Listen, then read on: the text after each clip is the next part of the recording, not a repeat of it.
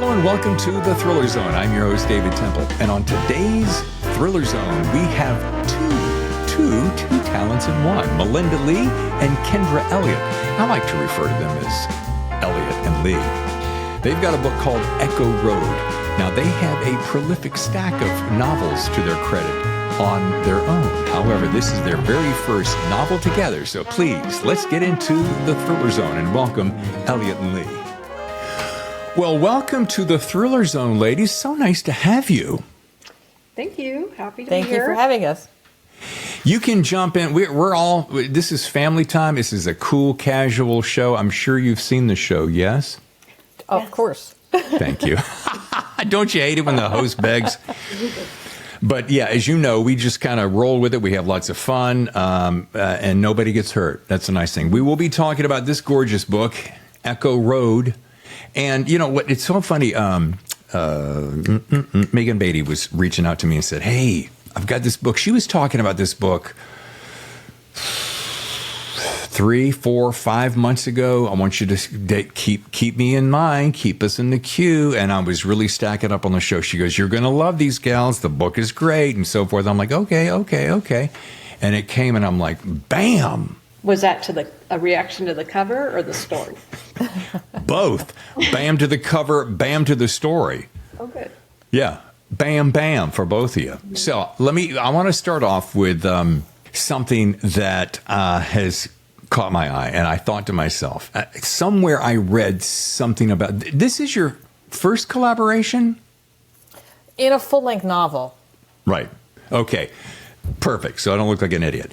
Because I know that you both have had huge success separately, and we can run down some of the numbers on books here shortly, but someone or something gave you an idea to co-author. Now, I've got a two-part question, so bear with me because I tend to do this a lot. One, did my buddy Leigh Goldberg have anything to do with this? And two, can you share how it all came together? Talk amongst yourselves. So, yes, to Leigh. He's also a good buddy of ours. We've known Leigh a long time. Melinda and I have written a novella series in the past where we alternated writing novellas. And we've done 20 of those. So we have worked together before. But we haven't written a novel together. So yes, this was different. Melinda, I'll let you say how it came about. So we had been planning, well, one of us had been planning for us to write a joint novel. That would be me, trying to convince Kendra that this was a really good idea. And we had been kicking around this idea for a couple of years. And, we both have a lot of other contractual commitments. So, putting aside a significant chunk of time to, for a second project isn't easy. But we were sitting in a conference with Leigh Goldberg, and a case popped up, and just the whole structure of the case just seemed perfect for, our characters. And so we quickly called dibs. Although we gave dibs to Leigh on a different case, so we felt like we were even. Yeah. And that's kind of how this particular book came about. That was the inspiration for this book. Side note about Leigh. Have you ever met a guy who is funnier and more and kinder ever, right? No, he is such a great person. He's very genuine. He's so nice. He's funny. Genuinely cares about people. That's who he is. A lot of people think that's something he puts on. No, that's him. That's Leigh. Yeah. I met Leigh right after my first book came out. I had hardly sold any copies, and he looked at me and he was like, "Oh, you're with my publisher. Oh, come on." And he dragged me right into a group of other writers and introduced me to everybody, and he was just my best friend, and he was just the nicest person. I didn't know anyone at the conference. So he just is that way. My experience with him too. Yeah. I remember the first time I met him, and it was at a conference, and he had come down from L.A. I have been in L.A. I've spent many years in L.A. I know some of the mindset of L.A. And so when I met him and he was so nice and so gregarious, I thought, this guy's got to be on the con somehow. No. And only come to find out he's the nice, that's just who he is. Yes, exactly. All right. Well, we love you, Leigh Goldberg. All right, moving on. So I'm glad you guys did it. Now, I'm not going to put you on the spot. Yes, I am. That how many books each of you have. But I started looking at the compilation of books, and I'm not going to run them all off because, I mean, it's pages, Kendra, pages, Melinda, pages. I suggested they condense that a little bit because they're really spread out, aren't they? Like, you could have put these in. Could have just put the series names in. Yeah, we could save some trees, but my point is, you gals have been at this a long time. I'm so impressed. Your work speaks for itself, and so first of all, kudos, golf clap. Thank you. Yeah. Thanks. Here's what I really want to do. For those folks in my audience, because I'm introducing people on this audience in the show to new authors. For those of you who don't know, I'm just going to share a couple of accolades because these are from prolific writers as well. Robert Dugoni, Bobby, says grisly, gripping, and riveting. Tess Gerritsen, one of my favorite authors of all time, says Echo Road maps the darkness of a human heart and the light of female friendship. Boom. Leigh Goldberg. Oh, we were just talking about him. Hey, what do you get when you pair up two genre masters? A double barrel blast of crime fiction awesomeness. That should be a hashtag on a t-shirt. Jess Laurie, suspense readers have won the lottery with this one. And my favorite in the bunch from Rachel Housel Hall, former guest here on the show. Wonderful gal. My favorite. Listen to this. Intense, propulsive, exhausting, but that good kind of can't stop reading kind of exhausting. You know, the rooting for justice kind of exhaustion, the kick-ass woman kicking ass kind of exhaustion. Thank you for letting me. I was very impressed when I first read that too. I was like, oh, that's a good blurb. Those are hard to write. They are really hard to write and sound original. Yes. Yeah. Well, now I want to go back to co-authoring. Now, it's probably a classic question because this is, even amongst all the novellas, this is the first time we've met Mercy and Bree, right? Together? Right, in one book, yeah. In right? one book, yes. In one book, yeah. Right. I have a series about Mercy, and she has a series about Bree. Got it. So, first time they've together. Now, Yeah. everyone's wondering, and I wondered, as soon as I got to the last page, I'm like, well, they're going to come back together again, right? Maybe. We don't have definitive plans. Okay. We would like to, but probably the biggest thing is finding time where we both have the same hole in our schedule to get together and do it. The first one went really fast. But we had been thinking about that book a long time, so I don't know if a second one would go quite as quickly. I broke down once, sitting with Andrews Wilson, as you guys probably know, Brian and Jeff. They've been doing duo writing for a while, so this is my very first time of having a dynamic duo of gals. They were my first dynamic duo of guys.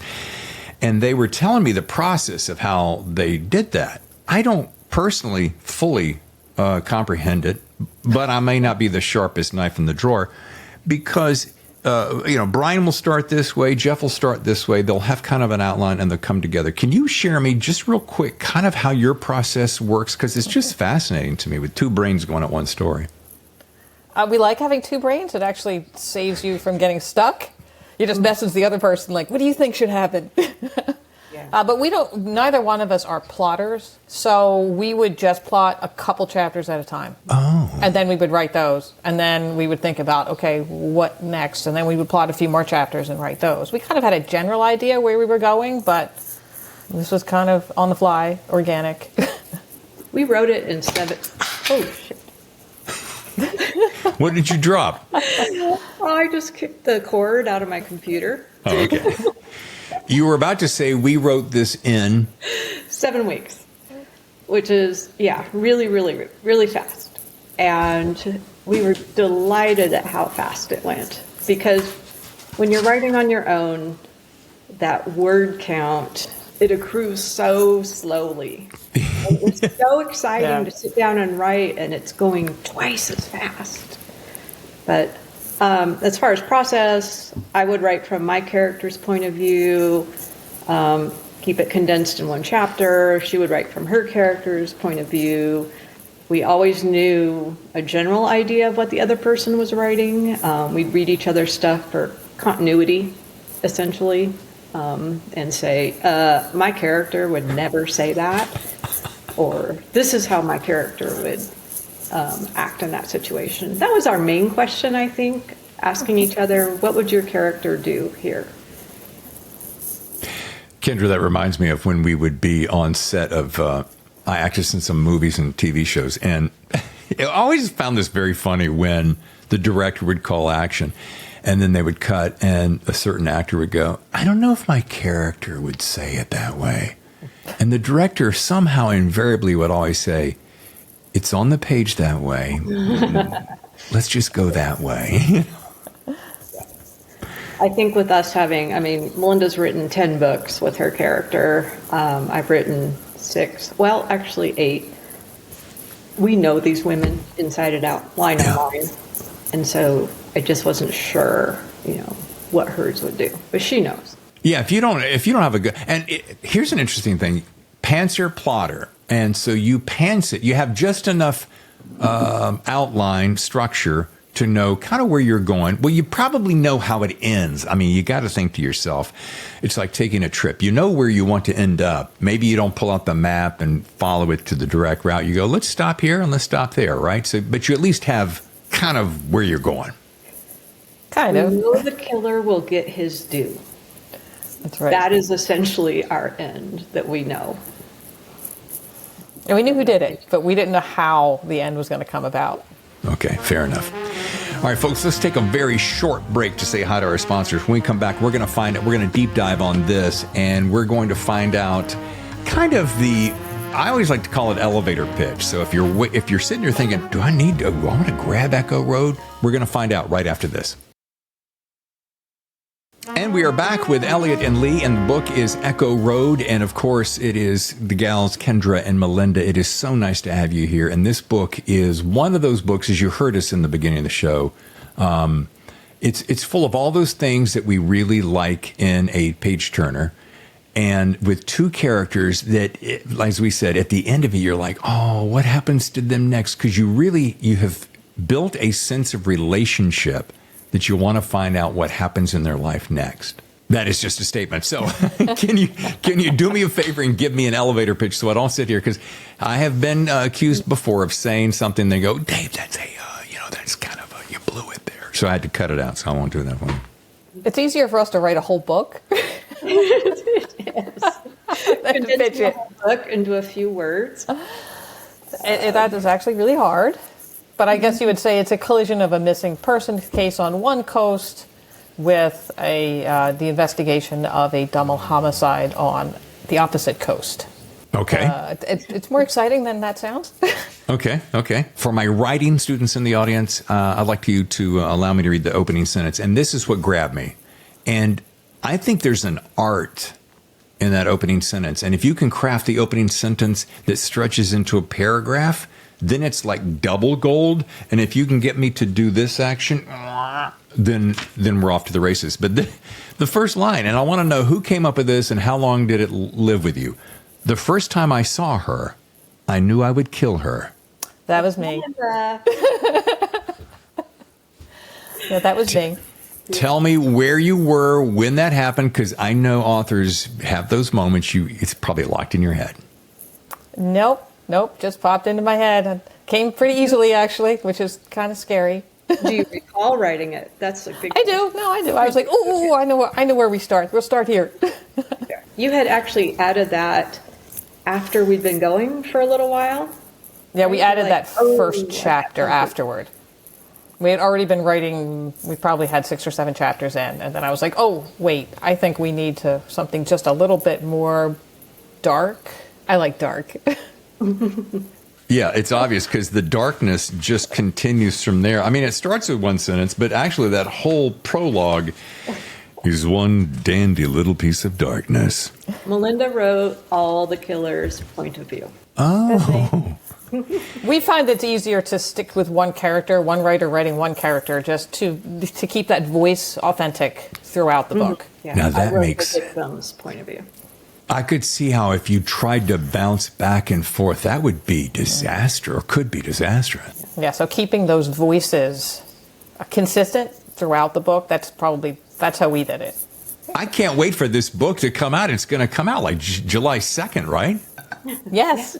Well, folks, if you'd like to learn more, I have two websites. Usually we have one website for you to go to, and I keep wondering, let me get to that. So it's KendraElliott.com and MelindaLeigh.com. Will there be a ElliotLeigh.com? No. No, it'd be too confusing. No. Probably. Yeah. One website's enough to maintain. Yeah, and speaking of which, how are you gals with social media? We've been talking a lot about this on the show about the importance of it, not the importance of it. Should we let AI do it? We shouldn't let AI do it. Will AI destroy our lives or not? What are your thoughts on specifically social media? And do you feel like having a good platform and presence does help alert your listeners and watchers and readers to your stories and also sell books? I think it's kind of a necessary evil in the business at this point. A lot of people are connected on social media. That's where people go to look for books, to look for book reviews. So I am on there, but it also is distracting. It's time away from writing. Yeah, it is. I have actually cut back last few years. I am not on TikTok. I left Twitter many years ago. Yes, a presence is required, but I don't put out a lot of content. I guess another question would be, do you have a favorite among them? I like Instagram the best. I find it the least distracting. I can curate that feed exactly the way, just what I want to see. I'm not bombarded with a lot of additional things. I like Instagram a lot too. I like Facebook for keeping in contact with friends and family and other authors. Instagram, most of my feed is kittens. Yeah. Dogs, horses, recipes. That's about it. Yeah. Sure. The Twitter sphere has shifted dramatically since Musk came on board. I'm not going to badmouth it. It is what it is, and some people like it and some don't. I find it to be a little more annoying these days than it used to be. I'm with you though, Instagram. The thing about Instagram, and this is between us girls, I can't keep myself from doing this. I mean, I'll sit down, I'll start my coffee at about 5 o'clock in the morning. I'm like, I'm just going to check a few things. And I look up the clock and I'm 35 minutes in and all I've been doing is this. So, but when writing, folks, put your phone in silent or airplane mode in the other room in a drawer, lock it, give your key to someone. I will set a timer, turn off notifications, and write for an hour. And then I will pick up my phone.